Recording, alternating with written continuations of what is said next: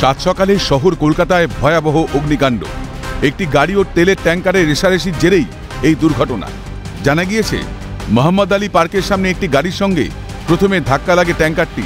এর জেরে ট্যাঙ্কারটি উল্টে যায়। এরপরেই ট্যাঙ্কারটিতে আগুন ধরে যায়। আগুনের লেলিহান শিখা ছড়িয়ে পড়ে পাশের একটি বাড়ি ও দোকানেও। সেই সঙ্গে আরও একটি গাড়িতেও আগুন ধরে যায়। ঘটনায় আতঙ্ক ছড়িয়ে পড়ে এলাকায়। অগ্নিকাণ্ডের জেরে যান চলাচল বিপর্যস্ত হয়ে পড়ে। খবর পেয়ে ঘটনাস্থলে পৌঁছয় দমকলের 10টি ইঞ্জিন। পাশাপাশি দুর্ঘটনা এড়াতে ঘটনাস্থলে মোতায়েন করা হয় বিশাল পুলিশ বাহিনী। দমকল কর্মীদের চেষ্টায় অবশেষে আগুন নিয়ন্ত্রণে আসে। এই দুর্ঘটনায় মৃত্যু হয়েছে ট্যাঙ্কার চালকের। পুলিশ ইতিমধ্যেই দেহটি উদ্ধার করে ময়নাতদন্তের জন্য পাঠিয়ে দিয়েছে। গোটা এলাকায় কিন্তু এই মুহূর্তে প্রচুর পরিমাণে পুলিশ মোতায়েন করা হচ্ছে, যাতে নতুন করে কোনো রকম দুর্ঘটনা না ঘটে।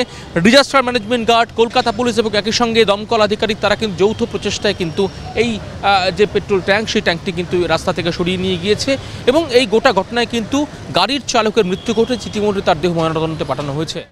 শহরের বুকে একের পর এক অগ্নিকাণ্ডের ঘটনা ঘটলেও নির্বিকার প্রশাসন। আর কত ক্ষয়ক্ষতি হলে টনক নড়বে প্রশাসনের? ক্যামেরায় সঞ্জীব চক্রবর্তী ও সায়ন চক্রবর্তীর সঙ্গে রাজা সাহা, ইন্দ্রনীল ঘোষ, মাফিজুল ইসলাম ও অভিরূপা সাহার রিপোর্ট, ক্যালকাটা নিউজ।